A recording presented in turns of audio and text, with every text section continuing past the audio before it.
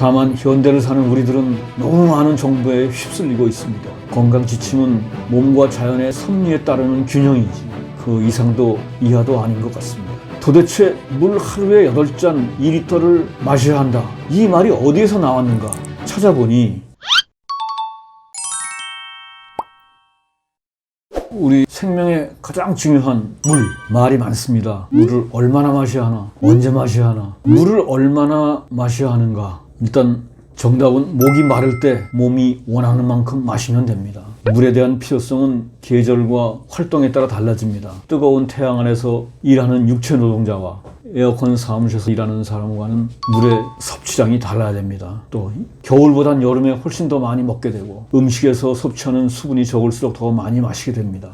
하루에 2리터 또는 8잔의 물을 마셔야 한다. 심지어 목이 마르지 않아도 일정한 간격을 두고 물 마시는 습관을 들여야 된다라는 전문가들 의견이 있습니다. 그런 의견을 따라서 물을 마시고 싶지도 않은데 남녀노소, 추나추동, 섭취 음식, 신체 활동량 등을 불문하고 매일 2리터를 마셔야 한다는 말인가. 제 생각에는 그렇게까지 해야 할 정도로 우리 몸이 바보가 아니고 어리석은 존재가 아닙니다. 우리가 하나 기억해야 될 것은 현대를 사는 우리 현대인들은 물이 너무나 풍족해서 잘 모르지만 우리 머나먼 조상들이 살던 원시시대에는 먹을 수 있는 물이 항상 모자라서 우리 몸은 물을 절약해서 쓸 수 있도록 설계되어 있습니다. 목이 마를 때 마시는 걸 충분하고 하루 2리터를 마셔야 된다는 주장에 너무 신경 쓸 필요는 없다고 봅니다. 간단 명료한 원칙은 목 마를 때 마시자. 우리 몸은 언제 물을 마셔야 될지 알려줄 정도의 현명함을 갖추고 있습니다. 그럼 언제는 목이 마를 때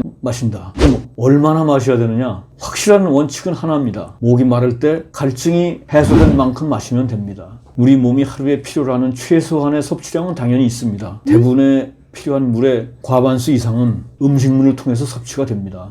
물을 너무 많이 마시면 조직들이 물에 잠기고 체액이 희석이 되고 세포 기능이 떨어집니다. 그래서 산소와 영양소를 흡수하고 분분하는 혈액의 가동력이 떨어집니다. 지나친 물 섭취는 과식만큼 해롭다고도 합니다. 우리 몸에는 갈증이라는 탁월한 기능의 센서가 있습니다. 하루에 8잔 물을 꼭 마셔야 한다는 강박관념에 시달릴 필요는 없습니다. 목이 마르지 않은데 왜 물을 마셔야 하나? 배가 고프지 않은데 왜 밥을 먹어야 하나? 그것은 자연의 섭리를 거스르는 겁니다. 우리 다시 기본으로 돌아가면 됩니다. 몸이 요구한 만큼 마시면 되고 요구한 만큼 먹으면 되고 몸이 요구하는 만큼 자면 됩니다. 얼마를 먹어야 되고 얼마나 마셔야 하고 얼마나 자야 하는지 어떤 동물들도 이런 것을 묻거나 배우지 않습니다. 우리 조상들도 마찬가지였습니다. 다만 현대를 사는 우리들은 너무 많은 정보에 휩쓸리고 있습니다. 건강 지침은 몸과 자연의 섭리에 따르는 균형이지 그 이상도 이하도 아닌 것 같습니다. 도대체 물 하루에 8잔 2리터를 마셔야 한다. 이 말이 어디에서 나왔는가 찾아보니 국제적 신뢰도가 높은 과학 전문지 사이언스라는 잡지가 있습니다. 사이언스 12년도 판에 미국의 명문 듀크 대학교에서 한 연구 결과가 다음과 같이 게재됐습니다. 기사의 제목은 수십 년 전 연구를 잘못 이해한 권장량이다. 근거가 없다.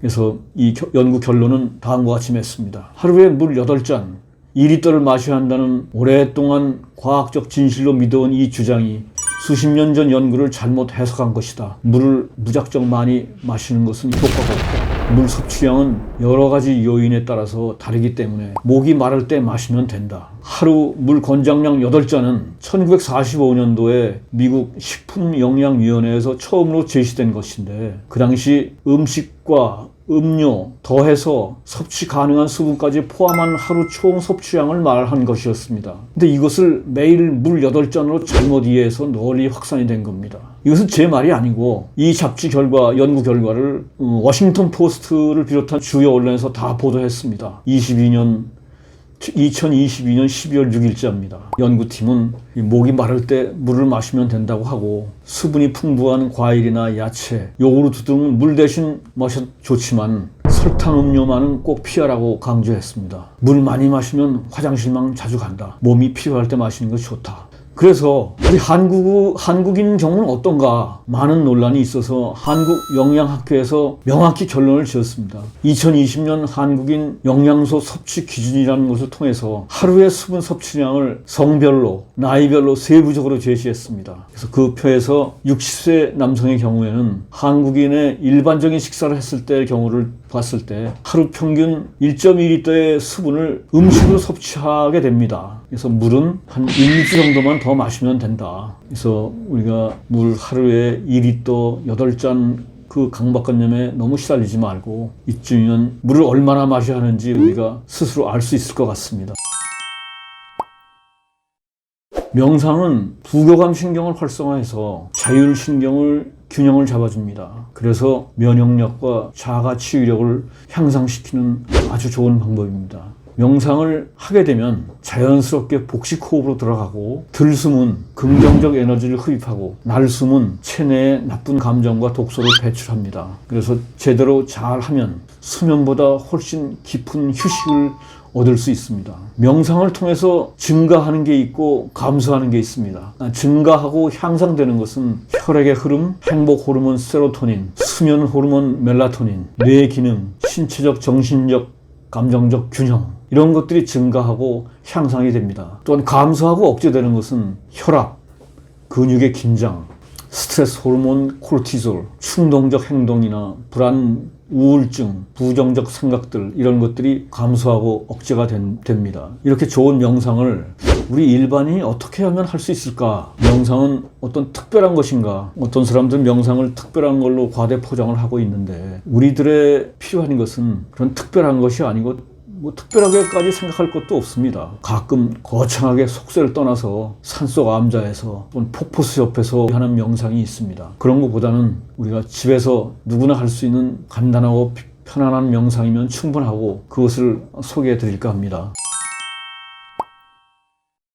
편안한 자세로 앉거나 눕고 자신의 몸을 편안히 느끼고 있으면 됩니다. 명상의 고수들은 무념무상을 강조하지만 그런 무념무상이 현실적으로 일반인들한테 가능한 사람들이 얼마나 되겠습니까? 처음부터 무념무상에 매달리지 말고 쉽게 할 수 있는 행복한 상상부터 합시다. 과거에 행복했던 순간 그리고 미래에 꿈이 이루어지는 모습을 가볍게 상상해 봅시다. 그러면 자연스럽게 양기가 차츰 축적되기 시작합니다. 긍정적 생각과 즐거움은 양기가 온몸으로 들어옵니다. 호흡을 자연스럽게 하면 됩니다. 의식적으로 호흡을 이렇게 저렇게 만들 필요는 없습니다. 감정을 차분하게 해주는 명상음악도 은은하게 듣는 것도 좋은 방법입니다. 핵심은 긍정적인 생각은 긍정적인 에너지를 불러옵니다. 그러니까 눈을 감고 행복한 상상을 하면 양기가 하복부 단전에 쌓입니다. 그래서 이런 수련이 점차 깊다 보면은 어느 때 몸도 생각도 있고 자연스럽게 어느 정도의 무념무상으로 들어갈 수 있습니다. 의식적으로 무념무상을 하겠다고 해서 되는 것이 아닙니다.